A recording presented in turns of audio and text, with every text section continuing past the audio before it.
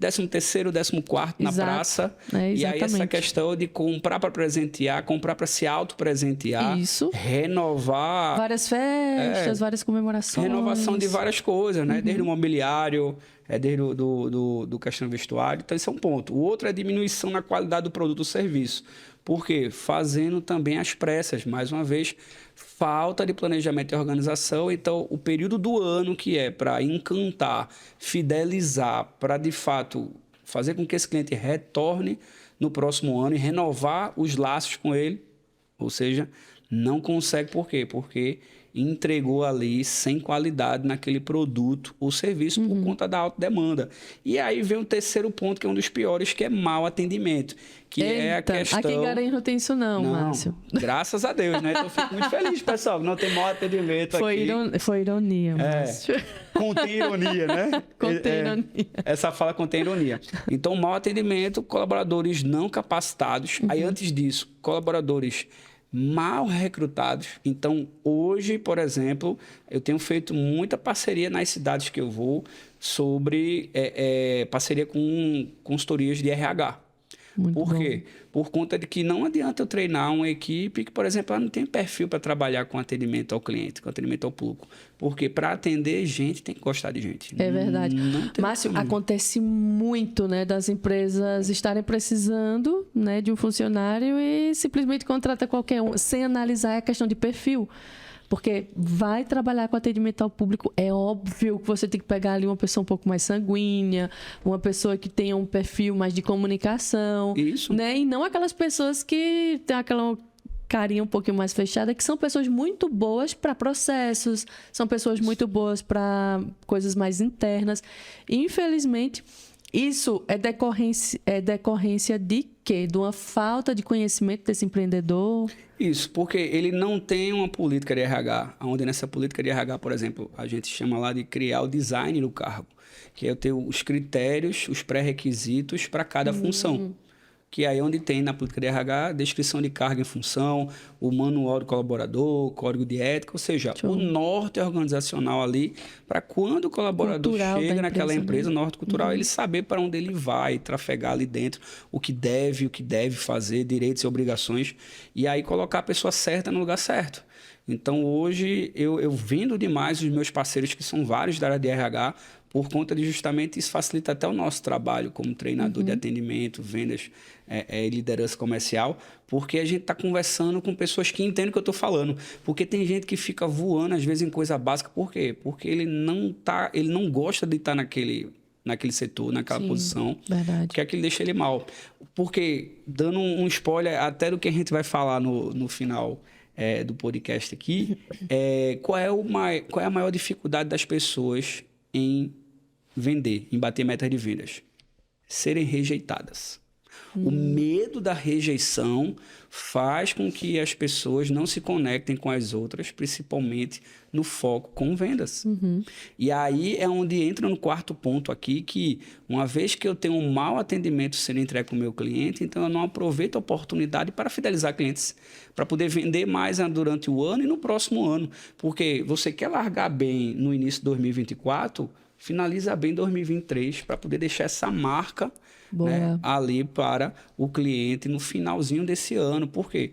Porque é o momento que o ticket médio aumenta, né? Então ele vai comprar uma coisa que daqui a pouco conecta a outra. Verdade. Se a equipe de atendimento e vendas está ali bem conectada, treinada, então oferece um combo, né? Então faz os upsell e dá o sell aqui no offline também, né? Isso Então faz o cross, né? Ali de cruzar uma venda cruzada, né? E que é o combo.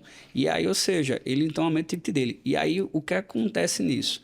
Então, ele não fideliza porque tem um outro erro aí, que ele não cadastrar esse cliente. Ele não registrar dados, que a gente estava falando, inclusive, aqui dos meus grandes amigos aí do Fideliza, né? Do programa Fidelidade, Amanda e Rodrigo, né? Sim.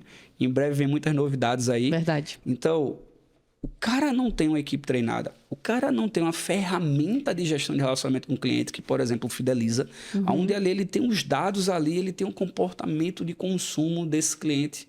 porque dali ele consegue mapear, então, os próximos passos. A última compra, o que é que ele comprou da última vez, a data, se é data de aniversário, dá um cupom para esse cliente. Márcio, isso é muito comum na minha região, é muito comum. Acredito que até nível Brasil, né? É uma cultura errada dos pequenos negócios de não... E, poxa, lead não tá barato, né? Tendo em vista a consciência das pessoas estão aumentando quanto à questão de tráfego, então não está barato mais esse lead. E esse lead que nós temos, né, que são os nossos clientes atuais, acaba se cometendo esse pecado de não ter um CRM, muitas vezes simples, não precisa ser nada tão robusto, né? Sim. Mas algumas ferramentas até gratuitas que com certeza tem que auxilia, né, nesse... Pronto, você falando nesse ponto aqui, que já é o quinto ponto, né, que é a questão de a empresa não poder receber todo o potencial que os clientes podem trazer de venda para ela, porque ela fica esperando também esses clientes chegar até ela. Aonde ela, com um programa de relacionamento com o cliente, um Fideliza, por exemplo, então ela tem como fazer com que o cliente volte para a loja, né, ou comprar online, se for o caso, se a empresa tem já essa presença online. Sim. Por quê? Porque hoje eu estava conversando, inclusive, com eles, e eles vão postar, se não postaram hoje, vão postar, sobre um depoimento da cliente falando sobre um resgate de clientes, que a gente chama de recompra. Né? Então, recompra, ou seja, é o cliente comprar novamente. Sim, e que é mais fácil do que conquistar um novo cliente mais barato até. É somente 7 vezes mais barato esse relacionamento. Porque a gente entendeu o seguinte, relacionamento com o cliente é um relacionamento com uma pessoa. Então, é a gente entender que se a gente quer que o cliente fidelize com a gente, é o cliente casar com a gente. E qual é o processo de casamento? Então, é ir procurar aquele perfil ideal do príncipe ou da princesa encantada, que tem que ter isso. Tá, tipo, bom filho, boa filha, que gosta de estudar, que pense em querer ter uma carreira ou ter um negócio para poder ter um futuro, que de repente quer ter filhos, porque eu quero ter filhos. Então, isso é o meu perfil ideal, por exemplo, que eu procurava na minha esposa, que encontrei aí, minha amada Rainha Gabriela. Eita, Gabriela! E aí é pensar nisso, né? Então, o que é que meu cliente está buscando? Quais são os seus anseios? Né? Quais são os seus medos? Quais são os seus gostos? Né? O que é que deixa ele feliz quando uma marca atende a necessidade dele, né? Específico. E aí, ou seja, quando eu vou entendendo que o relacionamento com o cliente é como se fosse um relacionamento amoroso, então, ou seja, fica mais fácil para estar trabalhando a paquera, para estar trabalhando a questão ali de ter o primeiro encontro, que é, ou seja, a primeira oportunidade de criar uma boa impressão, depois ir para a conversão, né? Vender, né? Dar um match ali. Dar um match e aí, depois do dar um match, o que acontece? Continuar encantando, né? Sim. A Disney tem uma máxima que isso já é muito difundido, que todo dia é noite de estreia para o cliente. Então, todo dia tem que cantar o cliente, aquele filme lá do Adam Sandler e da Drew Barrymore, como se fosse a primeira vez. Então, todo dia tem que ser noite de estreia, tem que ser a primeira vez para ele. Todo dia acontece, ele né? tem que ser surpreendido sempre. Verdade. Isso é um desafio, mas isso é acessível para todo mundo, porque está aqui o conteúdo hoje dentro da internet que você pode estar se capacitando, agora precisa querer fazer. E implementar. Esse é o grande problema que a maioria não implementa, né? E, Márcio, nós já falamos aí, né, sobre o que acontece muitas vezes dessas empresas não estarem preparadas. Você trouxe aí 5 pontos, né? Falta o sexto, que é a questão de vender muito, mas não ter lucro. Que é ter cuidado, que é como você fala. É a questão de eu adquirir conhecimento, mas eu preciso praticar para não ter a obesidade cerebral. Que é a questão de saber a precificação corretamente. Porque tem que ter cuidado, porque na minha concorrência na Black Friday vai colocar descontos, mas o que acontece?